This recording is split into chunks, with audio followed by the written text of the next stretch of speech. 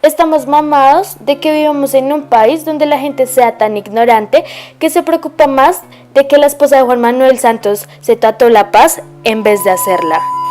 Pero ahora sí, pasemos la página y enfoquémonos en lo que realmente importa. La violencia en Colombia.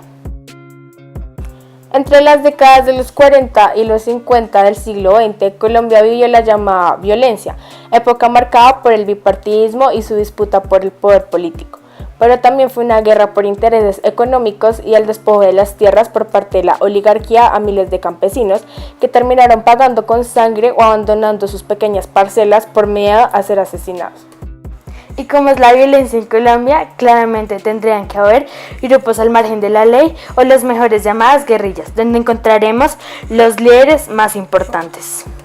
Este es el top 6 de los guerrilleros más popus en Colombia. Número 6. Rafael Rangel Gómez. Hablar de violencia en Santander se debe tomar como punto humano de referencia a Rafael Rangel Gómez, cuya acción se inicia el 9 de abril de 1948 al tomarse a Barrancabermeja. ¿Pero quién era Rangel? Un comandante de la policía de San Vicente de Santander. El 9 de noviembre de 1948 se rebeló como casi toda la policía del país. La rebelión fue dominada por el ejército. Se desplazó a la región de Colorada, siendo así nombrado alcalde de San Vicente. Tiempo después, secundó el asesinato de oponentes al gobierno causado por Pedro Rueda. La guerrilla creció y más torturas y asesinatos y robos tomaron lugar. Se le unía a gente de todo tipo, desde aldeanos a líderes guerrilleros aislados. Las víctimas debieron optar por someterse o migrar, y prefirieron someterse. Rangel dispuso de las armas en 1953, y él también soñó con una auténtica revolución. Número 5. Teodoro Takuma, alias el Indio de Belú. Él no fue un pájaro, mas sin embargo sí fue muy importante guerrillero. Él tenía fama de tener un pacto con el diablo, pues se decía que era el terror de toda la zona de Balú y también que era un indígena imparable. Él tenía la edad de 38 años y decían que era muy peligroso. Algo que decían que tal vez era lo que realmente amaba eran sus hijos y su esposa. Pues también él decía que él no amaba combatir, lo que amaba era la paz, y si combatía era para llegar a la totalidad de ella, pero lo malo es que todos los problemas y las culpas se lo echaban a él, y que él no podía hacer nada y que se dejaba. Número 4. Leopoldo García fue un tolimense de 38 años quien lideró las fuerzas revolucionarias al suroeste del Tolima. Fue un liberal analfabeta, apenas sabía firmar, pero era conocido por ser un campesino lanzado, quien salvó a su padre y a sus 5 hermanos del destierro, quien ahora construye la paz. Trabajó desde muy pequeño y entró en la guerrilla por inconformidad con el asesinato de civiles. Dijo que prefería morir en vez de seguir humillado ante los chulavitas. Fue un guerrillero a bala limpia, quien solo quería justicia y consideraba que el problema radicaba en la juventud sin educación. Pero a pesar de todo esto, expresaba continuamente que solo quería una paz en la que se pudiera trabajar, donde no hubiera pelea y existiera la esperanza de un mejor país. Número 3. Teófilo Rojas. Su apodo de infancia era Chispas. Y este es el claro ejemplo de cómo los campesinos siempre se van a ver afectados por los ataques de estos grupos al margen de la ley, o las guerrillas. Él empezó en toda esta época de violencia a los 13 años de edad, cuando mataron a su padre en uno de estos ataques. Él decía que lo que más le dolía era ver cómo su mamá y sus hermanos lloraban. Aparte de ver a su mamá y a sus hermanos llorando, recuerda también que nunca va a olvidar aquella vez cuando vio que estaban violando a su prima al frente de sus tíos, que le pedían que pararan, pero él nunca escuchó.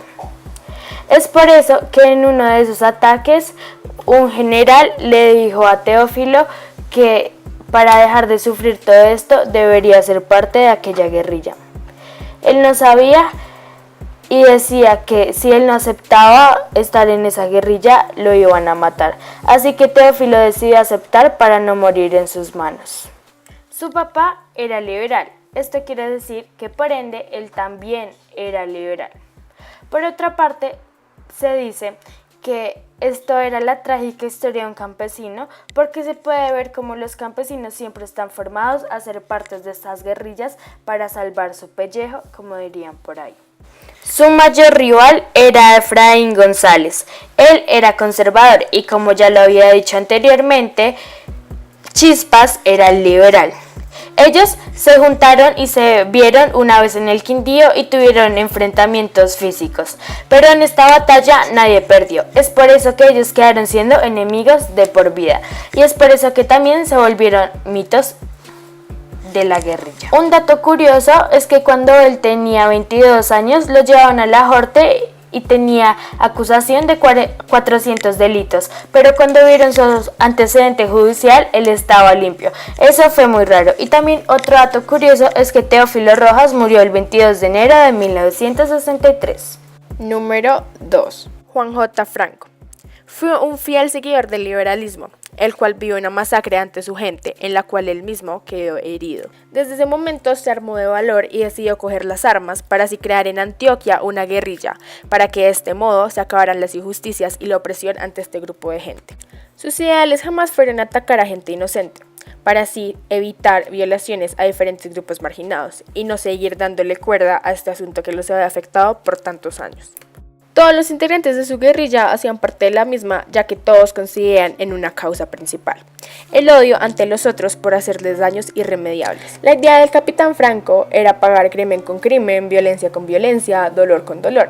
Algo así como ojo por ojo, diente por diente. Bueno, así. Número 1. Eliseo Velázquez. Luego de la oleada violenta tras el asesinato del político Jorge Eliezer Gaitán, se prolongaron las guerras alrededor del país, por lo cual surgen las diferentes guerrillas del llano, lideradas por el comandante Eliseo Velázquez. Durante la era de la violencia, los campesinos custodiaban la tierra, mientras cargaban armas como símbolo de continua represión, además del desplazamiento por el que tuvieron que trasladarse a la selva.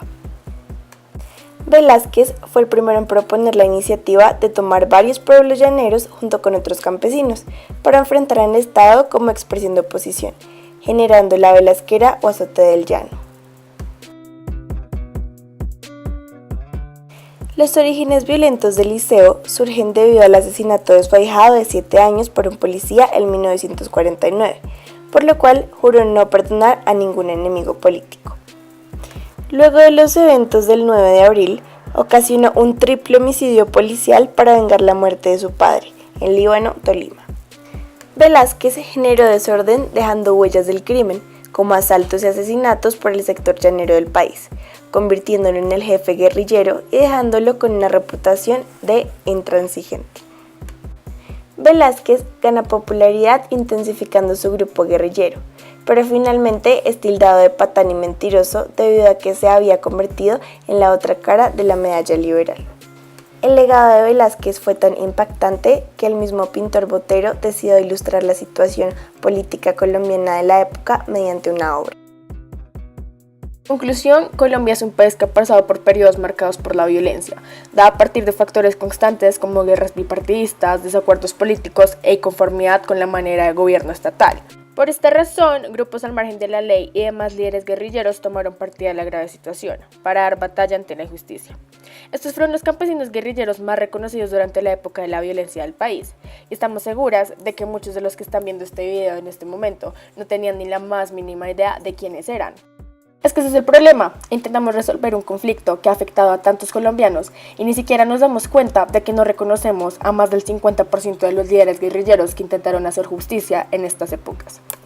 Hoy en día, después de haber firmado la paz con uno de los grupos guerrilleros más controversiales y violentos de Colombia, las FARC, aún vemos que la violencia se refleja en muchos aspectos de la sociedad que se han venido desarrollando gracias al desorden estatal. Sin embargo, a pesar de que Colombia haya tenido un progreso en este largo camino para encontrar un pacifismo constante, debemos dejar atrás la idea de que estamos completamente libres, ya que no podemos salir a las calles pensando que a nuestro alrededor no existe conflicto alguno. Este mismo proceso es el que nos ha llevado a generar nuestra propia clase de violencia. Y sí, avanzamos. Pero oigan, aún queda un largo camino por recorrer, para al fin llegar a encontrar la justicia y la paz en Colombia.